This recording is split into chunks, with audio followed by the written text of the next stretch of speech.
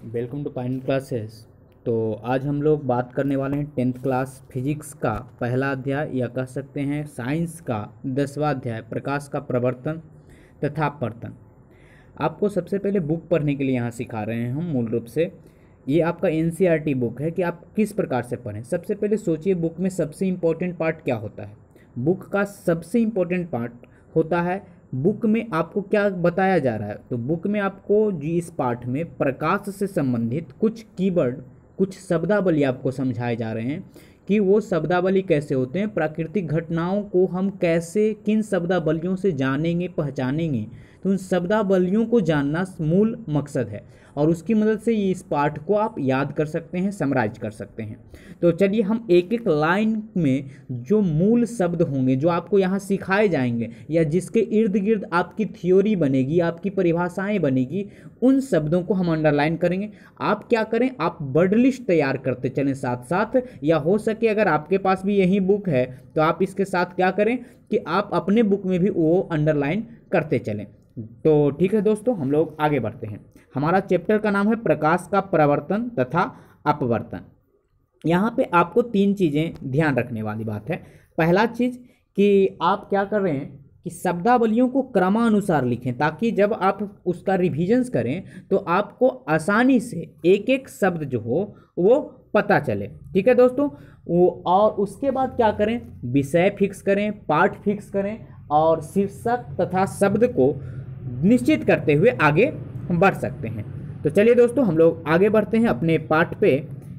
आपका पाठ है कब प्रकाश का प्रवर्तन तथा अपवर्तन। ये हमने पढ़ने का तरीका अभी बताए। यहाँ पे कहा गया है कि हम इस संसार में अपने चारों ओर अनेक प्रकार की वस्तुओं देखते हैं, तथापि किसी अंधेरे कमरे में हम कुछ भी देखने में असमर्थ हैं। कमरे में प्रकाशित करने पर चीजें दिखलाई देती है। कमरे को क्या करने पे दिखलाई देती है, प्रकाशित करने पर दिखलाई देती है कोई भी वस्तु। वह क्या है जो वस्तुओं को दृश्यमान बनाता है, क्या करता है, वस्तुओं को दृश्यमान बनाता है। आप नोट करते चलें, जैसे प्रकाशित हुआ, ये आपका इस चैप्टर का शब्द है जो आपको समझाया जा रहा है। दृश्यमान हुआ मतलब देखने के योग्य। दिन के समय सूर्य का प्रकाश वस्तुओं को देखने में हमारी मदद करता है। कोई वस्तु उस पर पड़ने वाले प्रकाश को परावर्तित करती है। क्या करती है, प्रकाश को वस्तु परावर्तित करती है। और यह परावर्तित प्रकाश जब हमारे आंखों द्वारा ग्रहण किया जाता है तो वह हम उस वस्तु को देख सकते हैं। तो हम परावर्तित प्रकाश के कारण किसी वस्तु को देखते हैं। ठीक है, या आपसे पूछा जाए कि हम किसी वस्तु को क्यों देखते हैं, तो हम परावर्तित प्रकाश के कारण किसी वस्तु को देखते हैं। जब परावर्तित प्रकाश हमारे आंखों तक आती है तो हमें वस्तुओं को देखने योग्य बनाता है। हम किसी पारदर्शी माध्यम के आर पार देख सकते हैं। किस माध्यम के आर पार देख सकते हैं, पारदर्शी माध्यम के आर पार देख सकते हैं, क्योंकि प्रकाश इसमें से पार ट्रांसमिट हो जाती है। पार करना यानी ट्रांसमिट होना। पारदर्शी माध्यम क्या बोलेंगे, ट्रांसमिटेड मीडियम। प्रकाश से संबंध अनेक सामान्य तथा अद्भुत परिघटनाएं हैं। जैसे जो दर्पणों में प्रतिबिंब बनता है, तो हम दर्पण प्रतिबिंब करके एक छोटा सा शब्द बना लेंगे कि दर्पण में जो प्रतिबिंब बनता है वो कैसी घटना है, तो प्रकाश से संबंधित घटना है। जो तारों का टिमटिमाना है, तारा टिमटिमाना, जो इंद्रधनुष का बनना है ना, इंद्रधनुष का रंग, ये सारे क्या है, प्रकाश से। किसी माध्यम द्वारा प्रकाश को मोड़ना आदि प्रकाश के गुणों का अध्ययन इनके अन्वेषण में हमारी सहायता करता है, मतलब इन चीज़ों को खोजने में सहायता करता है। तो यहाँ पे जो जो शब्द अंडरलाइन है क्या क्या है, प्रकाशित, दृश्यमान, परावर्तित प्रकाश, पारदर्शी माध्यम, दर्पण, प्रतिबिंब, टिमटिमाना, इंद्रधनुष आदि, ये सब कहाँ किससे संबंधित है, प्रकाश से संबंधित है, इस पाठ से संबंधित है। अगले पैराग्राफ पे आते हैं। अगले पैराग्राफ में क्या कहता है, अपने चारों ओर कुछ समान प्रकाशीय घटनाएं को आपने देखा होगा।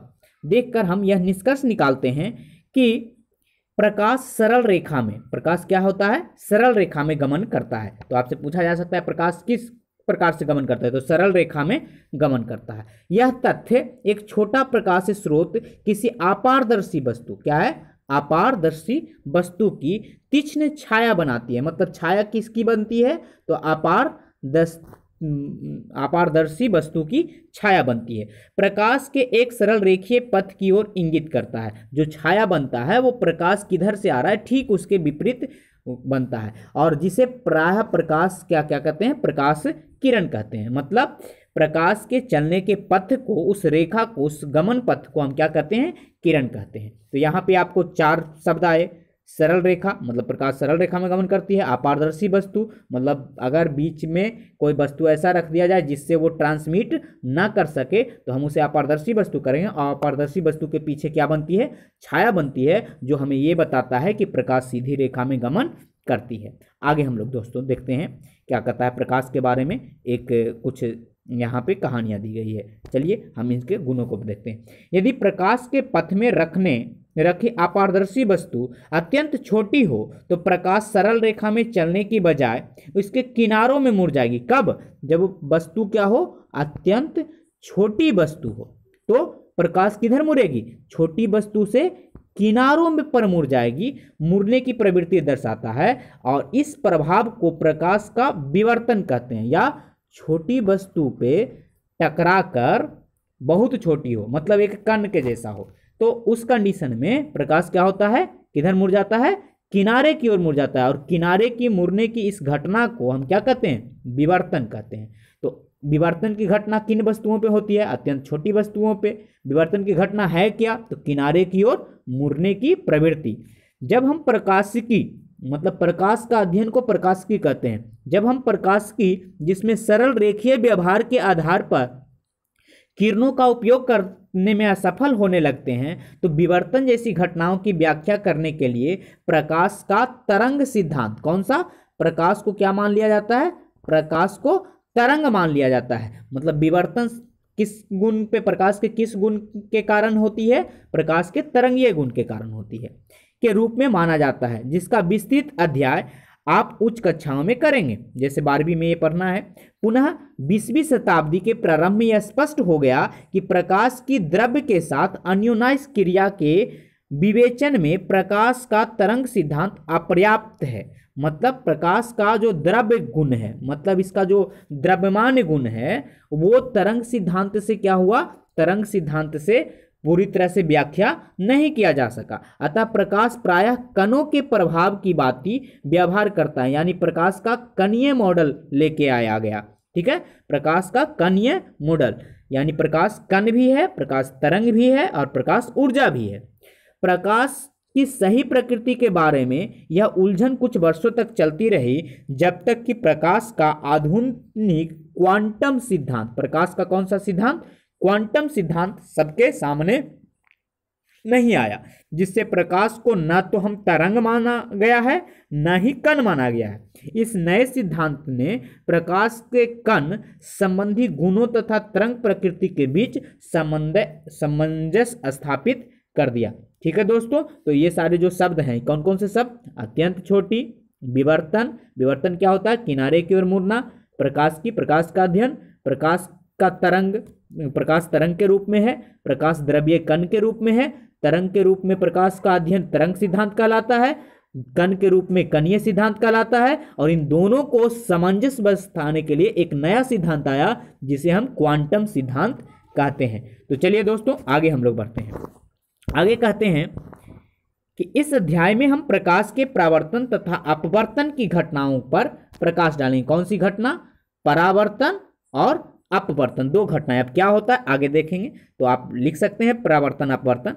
प्रकाश के सरल रेखीय गमन का उपयोग करके अध्ययन करेंगे। मतलब ये दोनों घटनाएं किस कारण से होती है? सरल रेखीय गमन के कारण। याद रखें, जो शब्द आपका पहले भी यूज हो चुका है वो चीज आप नहीं भी लिख सकते हैं। ये कण धारणाएं प्रकृति में घटाने वाली कुछ प्रकाशिकी परिघटनाओं के अध्ययन में हमारी सहायता करेगी। इस अध्याय में हम गोलीय दर्पणों द्वारा प्रकाश के परावर्तन और प्रकाश के अपवर्तन, किन दर्पणों द्वारा? गोलीय दर्पण। अब गोलीय दर्पण क्या होता है आगे हम लोग देखेंगे। अवतल दर्पण का वास्तविक जीवन में अनुप्रयोग को समझेंगे, प्रकाश के परावर्तन को और अपवर्तन को। तो चलिए दोस्तों हम लोग बात करते हैं प्रकाश के परावर्तन को। तो कहता उच्च कोटि की पॉलिश किया हुआ पृष्ठ, मतलब पॉलिश पृष्ठ, आप इस दोनों को एक साथ जोड़ के लिख दीजिए, पॉलिश पृष्ठ।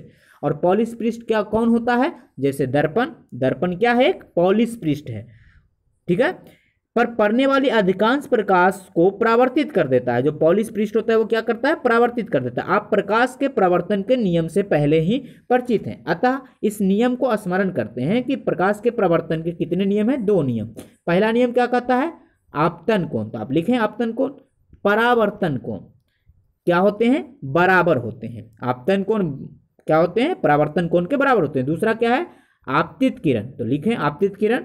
दर्पण के आपतन बिंदु, कौन सा बिंदु, आपतन बिंदु, और अभिलंब, अभिलंब और परावर्तित किरण सभी कहाँ होते हैं, एक ही तल में होते हैं। मतलब एक ही जगह से ये सारे चीज, जैसे इस टाइप से अगर हम यहाँ पे अगर एक दर्पण बना लें, जैसे ये समतल है, ठीक है, और नीचे पॉलिश कर दिए, तो जब प्रकाश की किरणें कोई आएगी तो ये तो पारदर्शी माध्यम होगा, क्योंकि कांच है, तो यहाँ तक पार हो जाएगी और ये इस पृष्ठ से, जो चांदी वाला पॉलिश वाला है, इस पृष्ठ से टकरा के वापस जाएगी।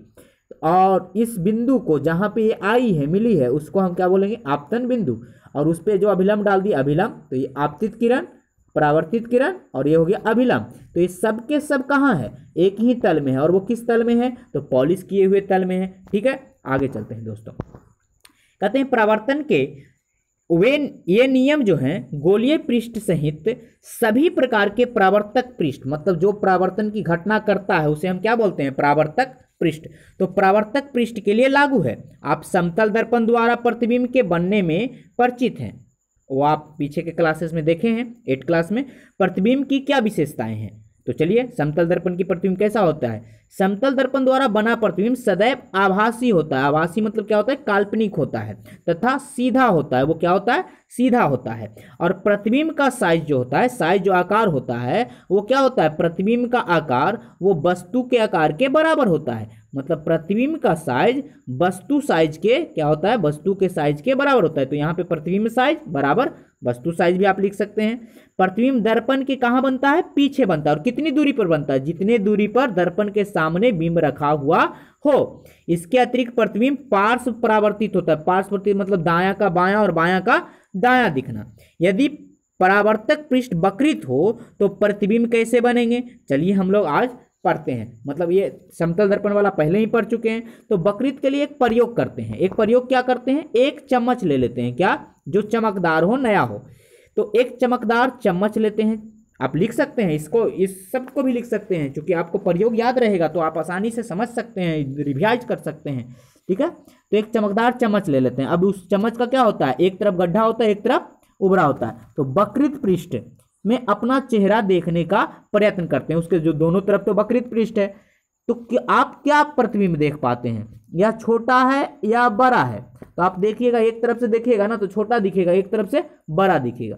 चम्मच को धीरे धीरे अपने चेहरे से दूर ले जाइए, प्रतिबिंब को देखते रहिए, यह कैसे परिवर्तित होता है। तो ये इसको आप देखिएगा तो क्या होगा, नजदीक लाइएगा तो वो सीधा हो जाएगा, और दूर लेके जाइएगा ना तो वो उल्टा हो जाएगा।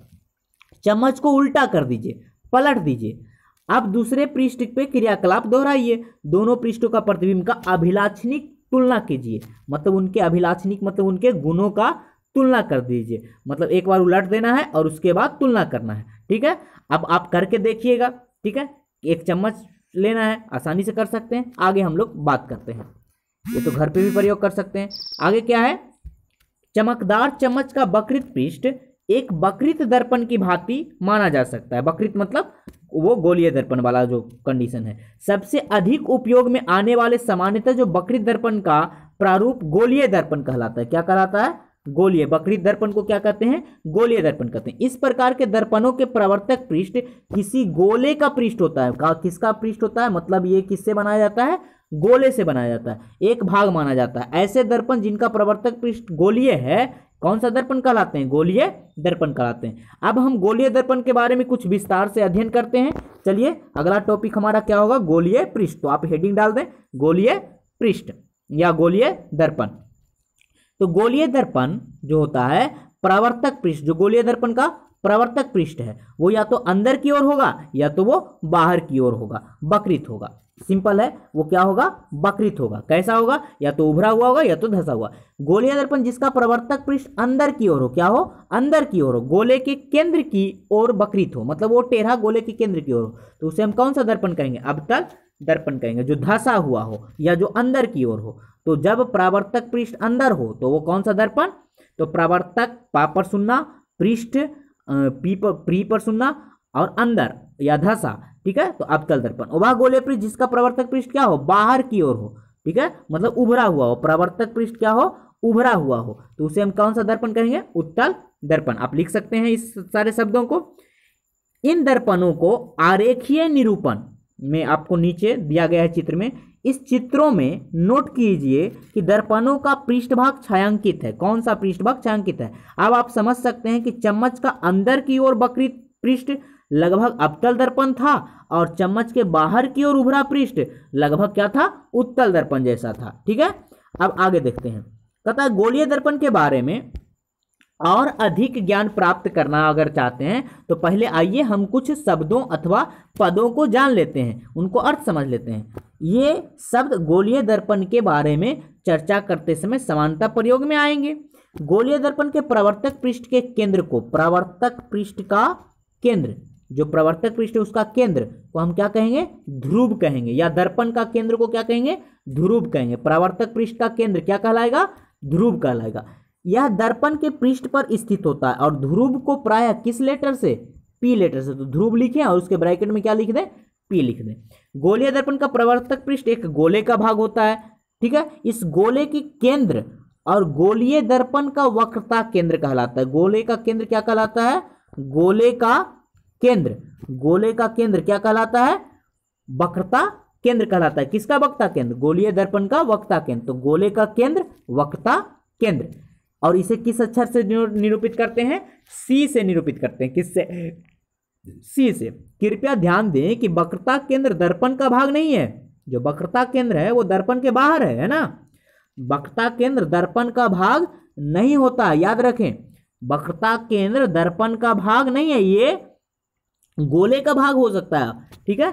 यह प्रवर्तक पृष्ठ के बाहर स्थित होता है। वक्रता केंद्र कहाँ स्थित होता है, प्रवर्तक पृष्ठ के बाहर स्थित होता है, याद रखें, ये आपको उलझन में नहीं तो पड़ सकता। अवतल दर्पण का वक्रता केंद्र प्रवर्तक पृष्ठ के सामने स्थित होता है, जबकि उत्तल दर्पण का जो होता है वो दर्पण प्रवर्तक पृष्ठ के पीछे स्थित होता है। यहाँ पे आप इस सामने किसका वक्रता केंद्र उपस्थित होता है, तो किसका, अवतल का। सामने स्थित किसका वक्रता केंद्र, तो अवतल का।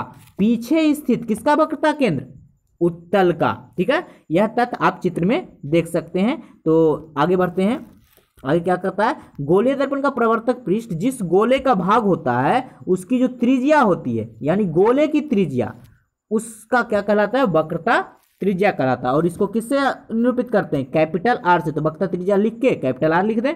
ध्यान दीजिए कि पीसी दूरी वक्रता त्रिज्या के बराबर है। जो पी से सी मतलब ध्रुव से केंद्र की जो दूरी है वो किसके बराबर है, वक्रता त्रिज्या के बराबर है।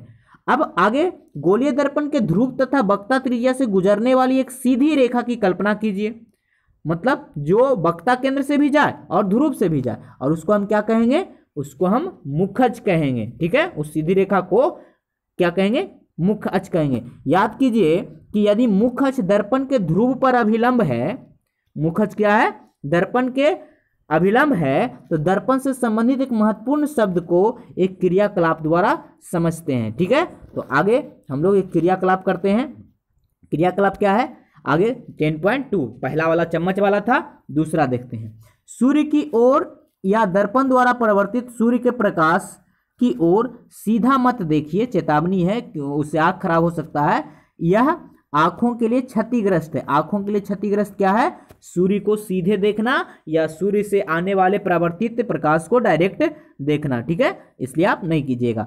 एक अवतल दर्पण को अपने हाथ में पकड़िए, अवतल दर्पण जिसका प्रवर्तक पृष्ठ, आप चम्मच को भी इस्तेमाल करते हैं, तथा इसका प्रवर्तक पृष्ठ को सूर्य की ओर कीजिए। कहाँ करना है, सूर्य की ओर करना है, ठीक है। दर्पण द्वारा परावर्तित प्रकाश को दर्पण के पास रखी एक कागज की शीट पर डालिए। कहाँ, मतलब एक आगे कागज डाल दीजिए, उस पे वो परावर्तित करेगा, ठीक, शीट पर डालिए। कागज की शीट पर धीरे धीरे आगे पीछे कीजिए जब तक कि आपको कागज की शीट पर प्रकाश का एक चमकदार तीक्ष्ण बिंदु न प्राप्त हो, तो आप उसको आगे पीछे कर सकते हैं। ठीक है, और दर्पण तथा कागज के कुछ मिनट के लिए उसी स्थिति में पकड़े रखिए और आप क्या देखेंगे और ऐसा क्यों होता है इस पे विचार कीजिए। तो चलिए हम लोग देखते हैं कि क्या मिलता है। आप भी करके देखिएगा, ठीक है, या आप अपने विद्यालय के प्रयोगशाला में कर सकते हैं। तो सर्वप्रथम कागज सुलगना प्रारंभ हो जाता है। क्या हो जाता है? कागज सुलगना प्रारंभ हो जाता है। तो कागज सुलगना प्रारंभ हो जाएगा, क्यों होता है? और धुआं उठने लगेगा। अंततः यह कागज भी पकड़ सकता, आग भी पकड़ सकता है। यह क्यों जलता है? तो सूर्य से आने वाला प्रकाश दर्पण के द्वारा एक तीक्ष्ण चमकदार बिंदु के रूप में अभिकेंद्रित हो जाता है। क्या हो जाता है? अभिकेंद्रित हो जाता है, मतलब एक जगह पे इकट्ठे हो जाता है। वास्तव में कागज की शीट पर प्रकाश का यह बिंदु सूर्य का प्रतिबिंब होता है। क्या होता है? वह सूर्य का प्रतिबिंब होता है और यह बिंदु अवतल दर्पण का फोकस होता है। यह अवतल दर्पण का क्या होता है? फोकस होता है। मतलब अनंत, सूर्य को अगर अनंत मान लें तो अनंत से आने वाली किरणें कहाँ मिलती है? फोकस पर मिलती है। ये फोकस होता है। सूर्य के प्रकाश के संकेंद्रण से, मतलब उसके मिलने से, एक जगह पे मिलने से उत्पन्न ऊष्मा के कारण कागज क्या हो जाता है? जल जाता है। मतलब सूर्य के प्रकाश के कारण जल गया। दर्पण की स्थिति में इस प्रतिबिंब की दूरी, ये क्या हो गया? दर्पण की स्थिति से प्रतिबिंब की दूरी हो गया। दर्पण की फोकस दूरी का सन्निकट मान है, मतलब लगभग बराबर है। और ये इस प्रेक्षण को एक किरण आरेख द्वारा समझते हैं। तो किरण आरेख आप यहाँ पे देख रहे हैं कि अनंत से आ रहा है और ये सारे के सारे किरण एक बिंदु पे मिल रहा है। तो ये अनंत से आने वाली किरणें, मतलब मान लीजिए कि सूर्य से आ रहा है और ये सब एक बिंदु पे मिल रहा है। यहाँ पे कागज रख देंगे तो ये कागज पे फोकसित होते होते क्या होगा? कागज को जला देगा। ठीक है, कागज को क्या कर देगा दोस्तों? जला देगा। तो ये कौन जला रहा है? अवतल दर्पण ही जला सकता है। अगर उत्तल दर्पण होता तो ये किरणों को इस टाइप से आता और इधर फैला देता, तो क्या ये एक जगह इकट्ठा हो पाएगा? नहीं। यहाँ पे दिखेगा तो, परंतु वहां पे जाएगा नहीं, तो वो नहीं जला सकता है। ठीक है, तो जलाने के लिए आपको कौन सा दर्पण यूज करना पड़ेगा?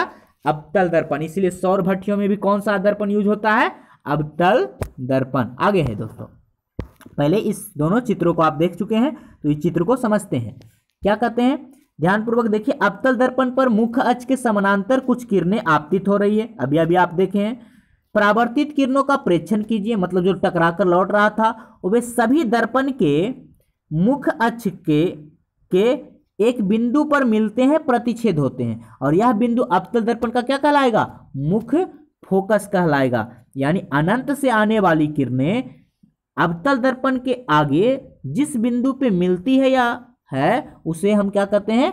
मुख्य फोकस कहते हैं। उसी प्रकार से अगर बी में देखें तो ये मिलती हुई प्रतीत होती है। क्या होता है? उत्तल दर्पण द्वारा मुख्य अक्ष के समानांतर किरणें किसी परावर्तित होती है और परावर्तित किरणें मुख्य अक्ष पर एक बिंदु से आती हुई प्रतीत होती है। लग रहा है कि यहां से आ रहा है, परंतु वहां पे है नहीं, इसलिए प्रतीत होती है। तो ये क्या कहलाएगा? ये उत्तल दर्पण का मुख्य फोकस कहलाएगा। और मुख्य फोकस को किससे सूचित करते हैं? एफ से, पहले ही लिख चुके हैं। निरूपित किया जाता है। गोलीय दर्पण के ध्रुव तथा मुख्य फोकस के बीच की दूरी फोकस दूरी कहलाती है। गोलीय दर्पण और इसकी दूरी क्या कहलाती है? फोकस दूरी कहलाती है। तो ये आप लिख लें, फोकस दूरी कहलाती है। और फोकस दूरी को किससे सूचित करते हैं? स्मॉल एफ से सूचित करते हैं। फोकस को कैपिटल एफ से और फोकस दूरी को स्मॉल एफ से। गोलीय दर्पण का प्रवर्तक पृष्ठ अधिकांशतः गोलीय होता है। जो प्रवर्तक पृष्ठ होता है कैसा होता है? गोलीय होता है। इस पृष्ठ की एक वृत्ताकार सीमा रेखा होती है और गोलीय दर्पण के प्रवर्तक पृष्ठ की इस वृत्ताकार सीमा रेखा को, किस चीज को? वृत्ताकार सीमा रेखा को, या इसको कह सकते हैं व्यास को। दर्पण के व्यास को क्या कहा जाता है? द्वारक कहा जाता है। क्या कहा जाता है? द्वारक। ठीक है, एप्रीट्यूर कहा जाता है। ठीक है, द्वारक कहा जाता है। और ये आप देख रहे हैं एम एन जो है वो क्या है? दर्पण का द्वारक है। ठीक है दोस्तों, ये देखिए एम से एन तक द्वारक है, यहाँ पे एम से एन तक द्वारक है। अब आगे हम लोग बढ़ते हैं। कहते हैं कि क्या गोलीय दर्पण की वक्रता त्रिज्या r तथा फोकस दूरी के बीच कोई संबंध है? तो हाँ, छोटे द्वारक, कैसा? छोटा द्वारक के, सभी पे नहीं, छोटे द्वारक मतलब जिसकी चौड़ाई कम हो, व्यास कम हो, गोलीय दर्पण के लिए वक्रता त्रिज्या फोकस दूरी की क्या होती है, दुगनी होती है। मतलब r बराबर क्या होता है, 2f होता है ना, फोकस दूरी की दुगनी होता है। यह दर्शाता है कि किसी गोलीय दर्पण का मुख्य फोकस उसके ध्रुव तथा वक्रता केंद्र को मिलाने वाली रेखा के क्या होती है, मध्य बिंदु होती है। मतलब मुख्य फोकस क्या होती है, मध्य बिंदु होती है। किसकी, तो ध्रुव और वक्रता केंद्र से जाने वाली रेखा की। ठीक है, आगे दोस्तों, आगे क्या है, अब हम अभी हम लोग क्या सीखे, बहुत सारे शब्दावली सीखे, आप नोट डाउन करते जा रहे होंगे। चलिए आगे देखते हैं, गोलीय दर्पणों द्वारा प्रतिबिंब कैसे बनता है। ठीक है, गोलीय दर्पण से प्रतिबिंब कैसे बनता है, तो चलिए देखते हैं। कहते हैं आप समतल दर्पणों द्वारा प्रतिबिंब बनने के बारे में अध्ययन कर चुके हैं पहले ही क्लासों में। आप उनके द्वारा बनाए गए प्रतिबिंबों की प्रकृति, मतलब कैसा होता था, आभासी है ना, काल्पनिक स्थिति, तो कितना दूर पे बनता था, तो दर्पण के ठीक पीछे बनता था, तथा अपेक्षिक साइज मतलब लगभग बराबर होता था के बारे में जानते हैं। गोलीय दर्पणों द्वारा बने प्रतिबिंब कैसे होते होंगे। किसी अवतल दर्पण द्वारा बिंब की विभिन्न स्थितियों के लिए वस्तु प्रतिबिंबों की स्थिति का निर्धारण हम किस प्रकार कर सकते हैं। ये प्रतिबिंब वास्तविक है या आभासी है, ये बड़ा है या छोटा है, आवर्धित मतलब बड़ा, ठीक है, विशाल, छोटे हैं या समान साइज के हैं। इस क्रियाकलाप द्वारा अन्वेषण करेंगे, अन्वेषण मतलब खोज करेंगे। ठीक है, चलिए दोस्तों आगे देखते हैं। तो एक क्रियाकलाप देखिए, पहला क्रियाकलाप क्या था, जिसमें हम चम्मच लेकर प्रयोग किए थे। दूसरा क्रियाकलाप क्या था, कागज जलाने वाला। अब तीसरा क्रियाकलाप से आप आसानी से समझ सकते हैं। ठीक है, आप घर पे करें। ठीक है, तो चलिए, आप अवतल दर्पण की फोकस दूरी ज्ञात करने की विधि पहले ही सीख चुके हैं, जो कागज जलाने वाला था, है ना। क्रियाकलाप 10.2 में आपने देखा था कि आपको कागज पर मिला जो प्रकाश का तीक्ष्ण चमकदार बिंदु, जो वास्तव में सूर्य का प्रतिबिंब है, क्या था, वास्तव में जो सूर्य का प्रतिबिंब है, यह अत्यंत छोटा है। कैसा है, छोटा है। ठीक है, वास्तविक है, मतलब वास्तविक नहीं होता तो आप वहां पे कैसे सूर्य का प्रकाश आप छू सकते थे उसको, मतलब कागज पे आप ले सकते थे। उल्टा होता है, वो कैसा होता है, उल्टा होता है। तो सूर्य के प्रकाश में तो पता नहीं चलता, किसी और चीज का रहता तो पता चलता, उल्टा होता है। और दर्पण से इस प्रतिबिंब की दूरी माप देते हैं, तो अवतल दर्पण के लगभग फोकस दूरी के क्या होता है, बराबर होता है। तो प्रतिबिंब की दूरी क्या होती है, फोकस दूरी के बराबर होती है। कब, जब वस्तु सूरज है, मतलब सूरज का मतलब क्या है, वस्तु जब अनंत पर है। तो पहला सिचुएशन आप समझ गए कि जब सूर्य का प्रतिबिंब बना रहे थे, मतलब जब वस्तु अनंत पर होता है तो प्रतिबिंब अवतल दर्पण द्वारा कैसा बनता है, छोटा बनता है, वास्तविक बनता है, उल्टा बनता है। प्रतिबिंब की दूरी जो होती है वो फोकस दूरी के क्या होती है, बराबर होती है। ठीक है दोस्तों, अब आगे बढ़ते हैं। कहते हैं एक अवतल दर्पण ले लेते हैं आप। ठीक है, ये तो पिछले वाला ही प्रयोग था। एक अवतल दर्पण लीजिए, ऊपर वर्णित विधि में उसके सन्निकट फोकस दूरी ज्ञात कीजिए। फोकस दूरी ज्ञात कर सकते हैं, है ना। फोकस दूरी का मान नोट कर लेते हैं, और आप किसी दूरस्थ वस्तु का प्रतिबिंब एक कागज की शीट पर प्राप्त करने के भी फोकस दूरी ज्ञात कर सकते हैं। मतलब कोई दूर की वस्तु लेकर भी हम वो फोकस दूरी ज्ञात कर सकते हैं। करके देखिएगा दोस्तों। ठीक है, दूसरा क्या है, मेज पर चौक से लाइन बनाकर कर सकते हैं। क्या है, मेज पर चौक से लाइन बनाकर अवतल दर्पण को एक स्टैंड में रखिए। ठीक है, उसको मिरर स्टैंड कहते हैं, आप स्कूल में जाकर देख सकते हैं। स्टैंड को लाइन पर इस प्रकार रखिए कि दर्पण का ध्रुव इस लाइन पर स्थित हो। ठीक है, दर्पण का ध्रुव क्या हो, इस लाइन पर स्थित हो, और चौक से पहली लाइन के समानांतर और इसके आगे दो लाइन इस प्रकार खींचिए कि किन्हीं दो उत्तरोत्तर लाइन, कैसा, दो उत्तरोत्तर का मतलब एक दूसरे के ऊपर, ठीक, बीच दूरी दर्पण की फोकस दूरी के बराबर हो, तथा लाइन अब क्रमशः P, F और C की स्थिति को तदनुरूप करे, मतलब क्या करे, निर्देशित कर रहा हो। याद रखिए, छोटे द्वारक के गोलीय दर्पण के लिए फोकस जो होता है वो क्या होता है, F से सूचित कर रहे थे, ध्रुव को P से तथा वक्रता त्रिज्या को, वक्रता केंद्र को C से मिलाने वाली रेखा के मध्य बिंदु पर स्थित कर दिए, ठीक है। और फिर क्या किए, एक चमकीला बिंब जैसे एक जलती हुई मोमबत्ती सी से बहुत दूर किसी स्थिति पर रख दिए और एक कागज को पर्दा के रूप में रखे और इससे दर्पण के आगे पीछे करके जब खिसकाया तब देखा कि आपको इस मोमबत्ती की लौ का तीक्ष्ण तथा चमकीला प्रतिबिंब प्राप्त न हो जाए। जब तक आप खिसकाते रहिए और प्रतिबिंब को ध्यानपूर्वक देखिए। इसके प्रकृति स्थित बिंब के साइज के सापेक्ष इसका अपेक्षिक साइज नोट कर लीजिए कि घटा साइज कि बड़ा साइज। इस क्रियाकलाप को मोमबत्ती के निम्न स्थितियों पे मतलब सी से थोड़ी दूर रख के, सी पर रख के, एफ और सी के बीच रख के, एफ और पी के बीच रख के आप ये प्रयोग आप स्कूल में जाकर करिए, आपको मजा आएगा, ठीक है। इसमें से एक स्थिति को आप पर्दे पर प्रतिबिंब प्राप्त नहीं कर पाएंगे और इस अवस्था में एक जब आप पी के अंदर रख लेते हैं, पी और एफ के बीच, तो आप उस वक्त पर्दा पे प्राप्त नहीं कर सकते हैं। तो इसका मतलब ये निर्धारित हो रहा है कि उस वक्त कैसा प्रतिबिंब बन गया है अवतल दर्पण द्वारा, आभासी बन गया है, क्योंकि आभासी प्रतिबिंब को पर्दे पे प्राप्त नहीं कर सकते हैं। अब अपने प्रेक्षण को नोट कीजिए और सारणीबद्ध कीजिए। तो आप जैसे ही सारणीबद्ध कीजिएगा तो आपको कैसा सारणी मिलेगा, ये तो आपको वही चीज लिखा गया है, आपको सारणी ऐसा प्राप्त होगा, ठीक है। कैसा मिलेगा, ऐसा वाला। मतलब जब आप वस्तु अनंत पे मतलब उसके वक्ता केंद्र से काफी दूर रखिएगा तो जो प्रतिबिंब मिलेगा मतलब आपको कागज कहाँ रखना पड़ जाएगा, फोकस पर रखना पड़ जाएगा और प्रतिबिंब का साइज क्या हो जाएगा, छोटा हो जाएगा। मोमबत्ती की लौ का छाया बहुत छोटा हो जाएगा, बिंदु के साइज का हो जाएगा और वास्तविक एवं उल्टा होगा। कैसा होगा, उल्टा होगा। वहीं सी से जब परे रखते हैं मतलब सी के थोड़ा सा आगे रखेंगे तो जो प्रतिबिंब होगा वो एफ और सी के बीच बनेगा। मतलब आपको कागज कहाँ रखना पड़ेगा, मतलब देखिए प्रतिबिंब की स्थिति प्राप्त करने के लिए वहां पे आपको कागज रखना पड़ेगा, ठीक है। और वस्तु की स्थिति के लिए आपको मोमबत्ती रखना पड़ेगा अपने प्रयोग में, ठीक है। तो आप आसानी से ये सारे चीज देख सकते हैं। तो इसको आप नोट डाउन कर ही लीजिए। क्या कर लीजिएगा, जब वस्तु अनंत पर हो तो फोकस पर, मतलब इसको पहले ऐसे लिख लीजिए, अनंत पर उसको अंडरलाइन कर दीजिए और नीचे लिखिए प्रतिबिंब फोकस पर, प्रतिबिंब एफ पर, अत्यंत छोटा, बिंदु साइज, वास्तविक, उल्टा। फिर क्या कीजिए, सी से परे लिख लीजिए और उसको अंडरलाइन कर दीजिए और अब लिखिए एफ और सी के बीच छोटा, वास्तविक, उल्टा। फिर क्या कीजिए, सी पर और इसको फिर अंडरलाइन कर लीजिए।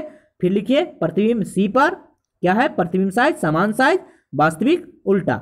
वैसे सी और एफ के बीच तो सी से परे विविध मतलब बड़ा और वास्तविक और उल्टा। एफ पर अनंत पर बनेगा और अत्यधिक विवृत मतलब विवृत मीन्स बड़ा, ठीक है, बड़ा, वास्तविक और उल्टा। परंतु जैसे ही पी और एफ के बीच आएगा तो बनेगा दर्पण के पीछे, बड़ा बनेगा, आभासी बनेगा, सीधा बनेगा। तो आपको कुछ कुछ चीजें बता देते हैं। आभासी और सीधा कब बनता है, केवल और केवल पी और एफ के बीच रहता है तब। बाकी समय क्या बनता है, प्रतिबिंब की प्रकृति वास्तविक और उल्टा बनता है। प्रतिबिंब का साइज देखिए, सी के अगर बाहर रहेगा तो प्रतिबिंब का साइज छोटा रहेगा, सी के अगर अंदर रहेगा तो प्रतिबिंब का साइज बड़ा रहेगा और सी से परे रहेगा मतलब सी पर ही रहेगा तो समान साइज का रहेगा। तो आप ऐसे भी याद कर सकते हैं ना, बाहर रहेगा छोटा रहेगा, अंदर रहेगा बड़ा रहेगा, सी पर रहेगा बराबर रहेगा। अब देखिए अनंत और फोकस का कॉम्बिनेशन है। जब वस्तु अनंत पर है तो प्रतिबिंब फोकस पर है और जब वस्तु फोकस पर है तो प्रतिबिंब अनंत पर है, ठीक है। वैसे ही एफ और सी इसका कॉम्बिनेशन जबरदस्त है। सी का ही कॉम्बिनेशन है, सी पर रहेगा तो सी पर और ये वाला चीज तो दर्पण के पीछे चला जाता है। तो आप इस रूप में भी इसको कैलकुलेट करके इधर उधर से आप सोच करके इसको कैसे याद कर सकते हैं, तुरंत याद हो जाएगा। गुड लक दोस्तों, आगे बढ़ते हैं। अगला क्या है,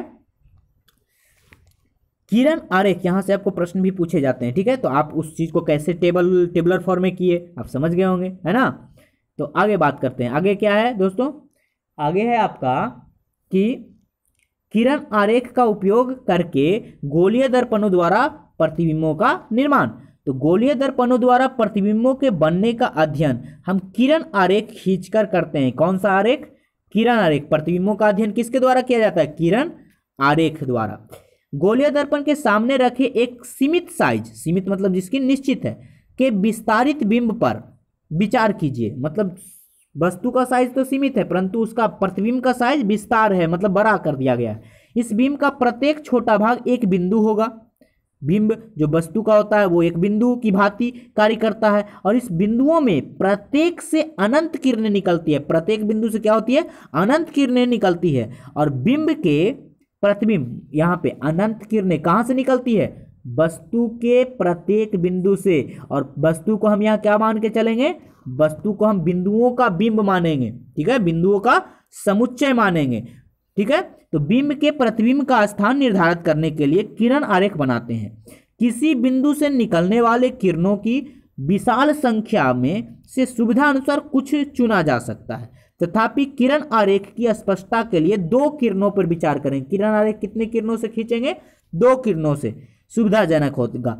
ये किरणें ऐसी हो कि दर्पण से परावर्तन के पश्चात उसकी दिशाओं को जाना जा सके, मतलब केवल हम दिशा जानने के लिए दो किरण ही खींचेंगे, ठीक है। कम से कम दो परावर्तित किरणों को प्रतिच्छेद क्या करेंगे?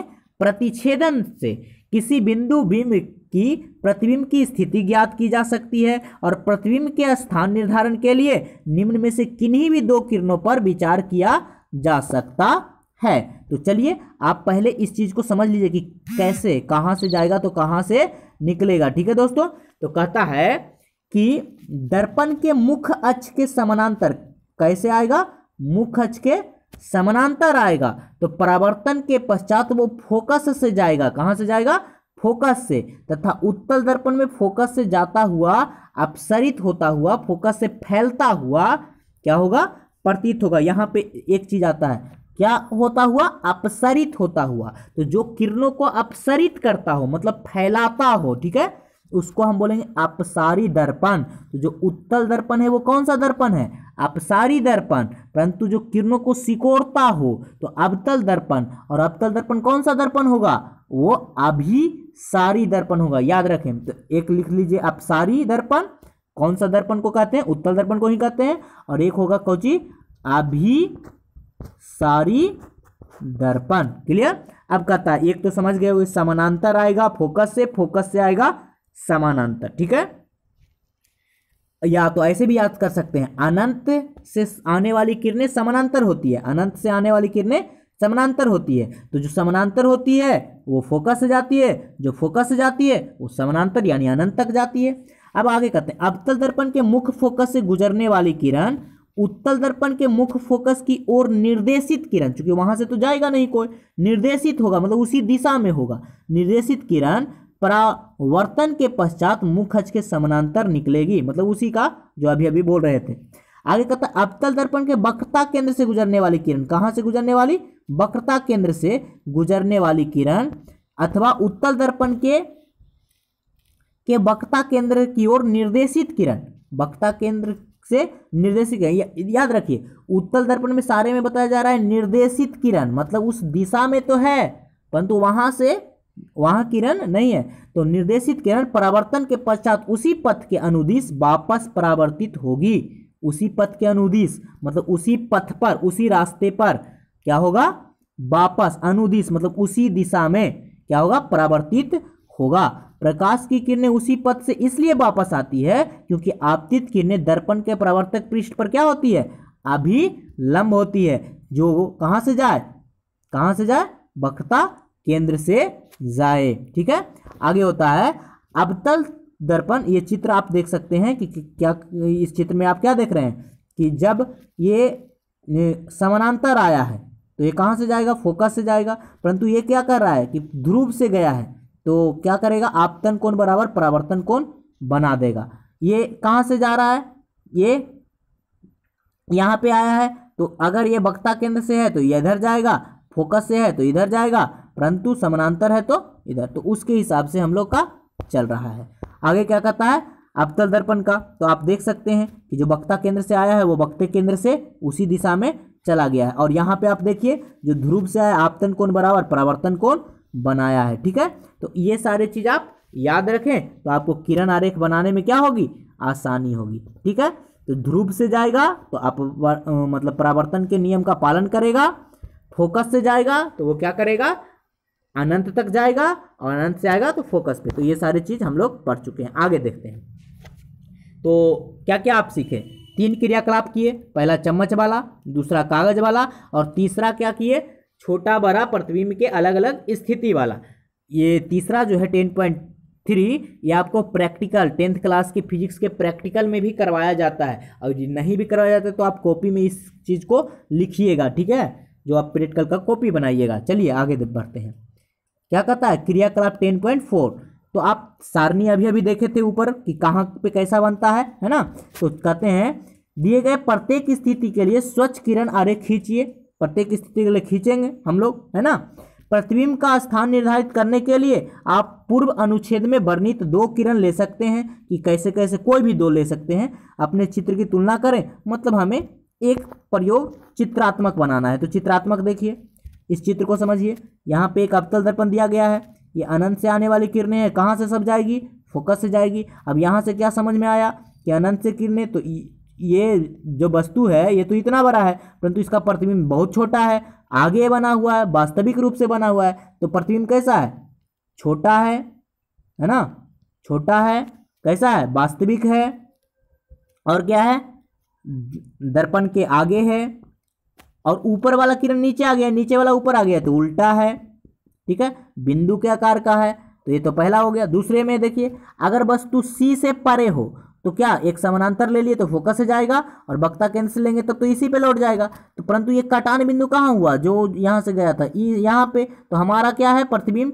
छोटा बन रहा है ना, आगे बन रहा है, ठीक है, और सी और एफ के बीच बन रहा है। कब बन रहा है, जब उल्टा बन रहा है ना। तो ये सारी चीज, उसके बाद क्या है, जब सी पे रहेगा तो क्या होगा, एक समानांतर लिए तो फोकस से गया, और एक कह सकते हैं कि फोकस से लिए तो समानांतर हो गया, और यहाँ पे जो देख रहे हैं ऊपर जितना है उतना ही नीचे है, जितना आगे वस्तु है उतना ही आगे प्रतिबिंब है, तो बराबर दूरी पे बना है, बराबर साइज का बना है, परंतु एक ऊपर रुका है एक नीचे रुका है, मतलब उल्टा बना है और वास्तविक बना है।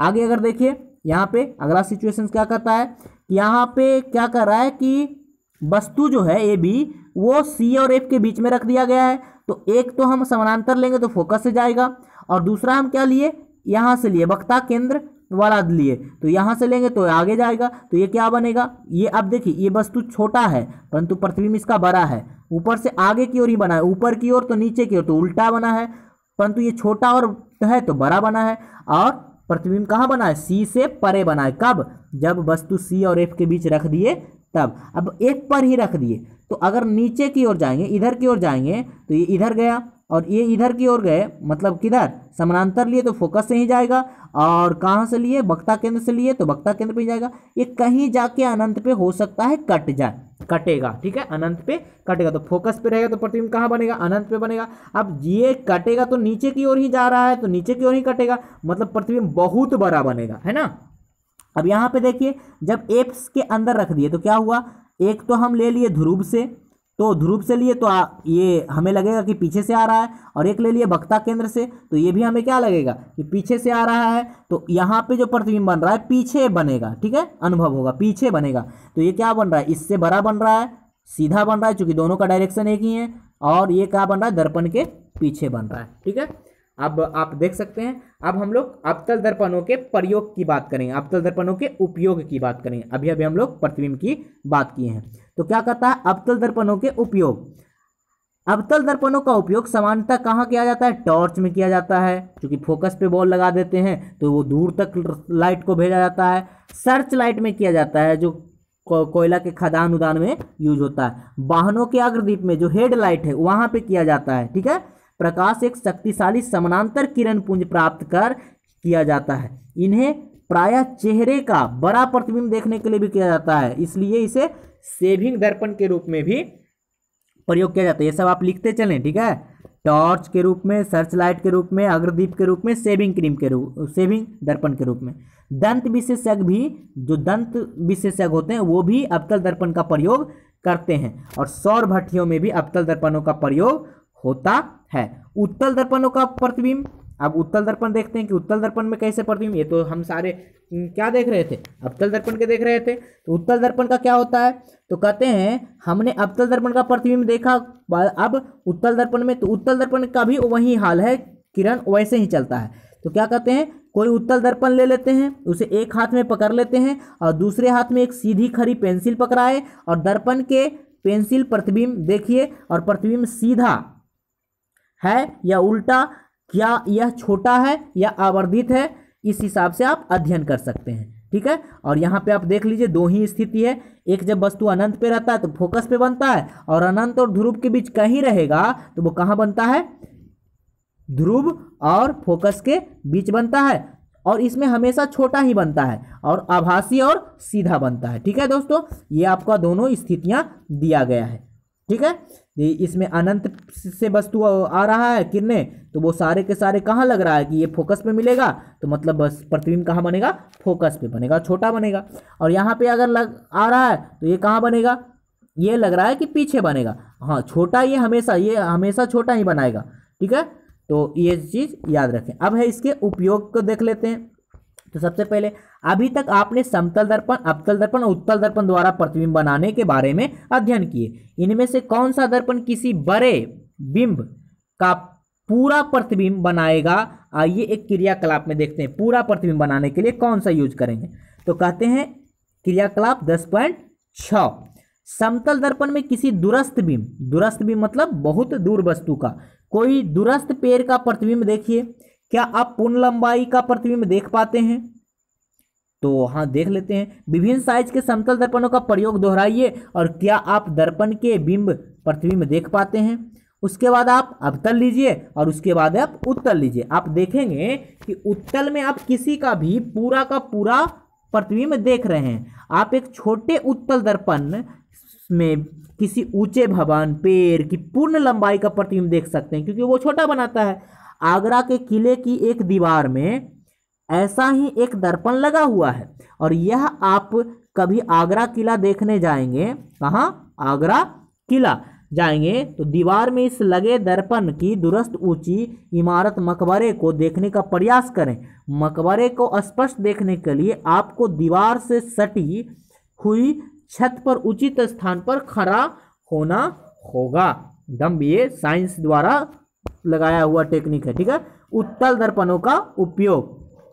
उत्तल दर्पणों का उपयोग सामान्यतः वाहनों के पश्च दृश्य, जिसको विंग्स कहते हैं, क्या है, मतलब गाड़ियों के विंग्स, पंखी के तौर पे किनारे में जो रहता है, तो साइड मिरर भी कह सकते हैं, पश्च दृश्य दर्पणों के रूप में किया जाता है। ये दर्पण वाहन का पार्श्व मतलब पार्श्व में, साइड में लगे होते हैं। इन्हें ड्राइवर अपने पीछे के वाहनों को देख सकते हैं जिससे वे सुरक्षित रूप से वाहन चला सकते हैं।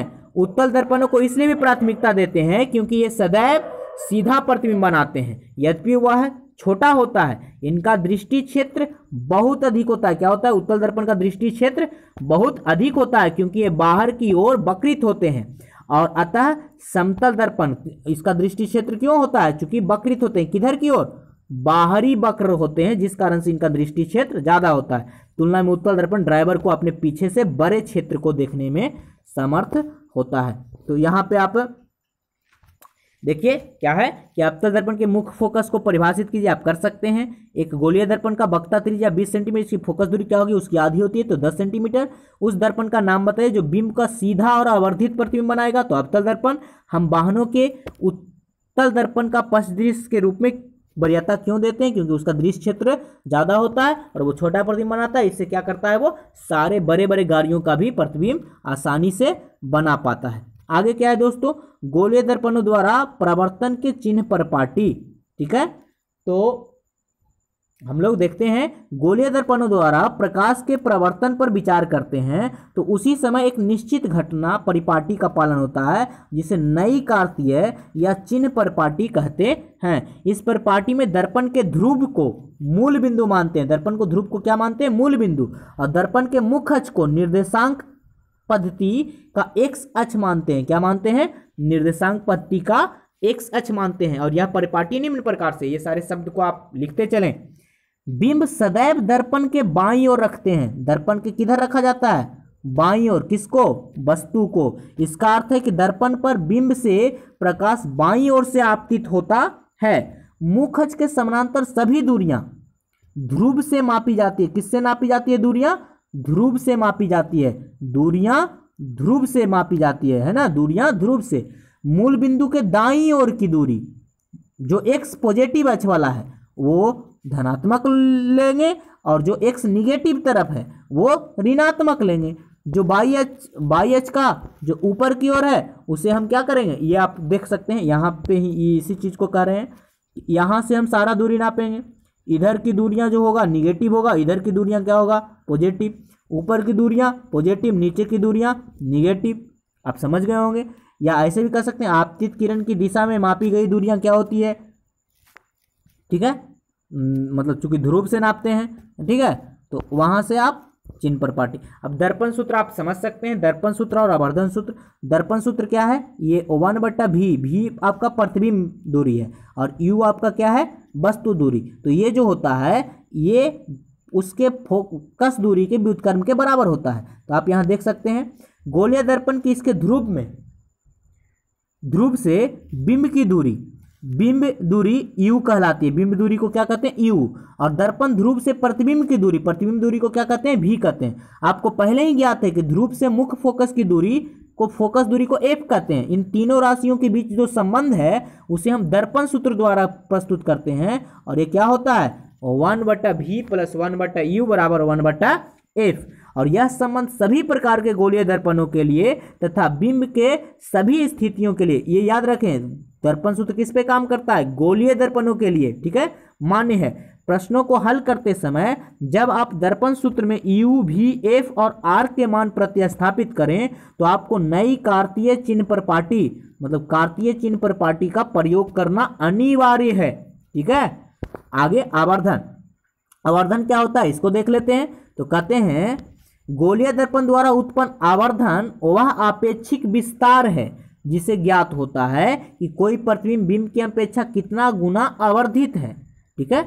आपेक्षिक क्या है आवर्धन, विस्तार। आपेक्षिक मतलब वस्तु की अपेक्षा में वो कितना गुना छोटा या बड़ा हुआ है, इसी को हम क्या कहते हैं आवर्धन कहते हैं। इसे प्रतिबिंब की ऊंचाई तथा बिंब की ऊंचाई के अनुपात के रूप में आप व्यक्त कर सकते हैं। किसके रूप में, प्रतिबिंब की ऊंचाई और बिंब की ऊंचाई के रूप में। यदि h बिंब की ऊंचाई हो तो h डैश प्रतिबिंब की ऊंचाई हो तो गोलीय दर्पण का आवर्धन क्या हो जाएगा, प्रतिबिंब की ऊंचाई बटा बिंब की ऊंचाई h डैश बटा h, मतलब m बराबर हो गया h डैश बटा h।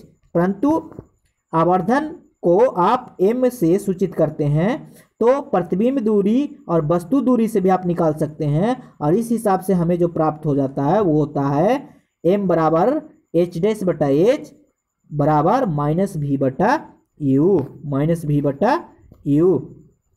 अब ध्यान दीजिए कि बिंब की ऊंचाई धनात्मक ली जाती है क्योंकि बिंब प्रायः मुख्य अक्ष के ऊपर होता है, ठीक। आभासी प्रतिबिंब के लिए बिंब की ऊंचाई धनात्मक होगी, ठीक है।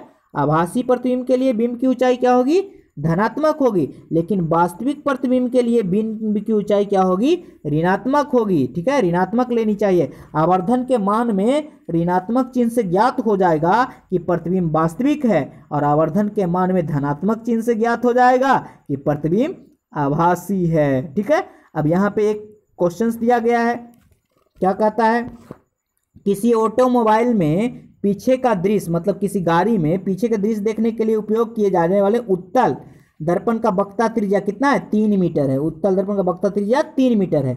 यदि एक बस इस दर्पण से 5 मीटर की दूरी पर है, कितना दूरी पे है, 5 मीटर की दूरी पे है, तो प्रतिबिंब की स्थिति, प्रकृति और साइज बताइए। तो हमें तो वक्ता त्रिज्या पता है r, तो इससे f निकल जाएगा, तो f निकल जाएगा 1.5, ठीक है। और वस्तु दूरी हो गया हमारा बस मतलब 5, तो दर्पण सूत्र लगा के हम लोग क्या करेंगे, निकाल लेंगे v, और v निकल गया, ठीक है। और उसके बाद हम m से, तो ये आपका दोनों अगर देख सकते हैं, ये आपका 2 क्वेश्चंस है और उसके बाद आपका बर्तन है, ये हम लोग अगले पार्ट में देखेंगे, ठीक है दोस्तों। फिर मिलेंगे और इस किताब को आप एक बार देखें, खुद किताब लेकर पढ़ें और उसके बाद देखिए कि आपको नंबर कैसे नहीं आता है। अब की बार 90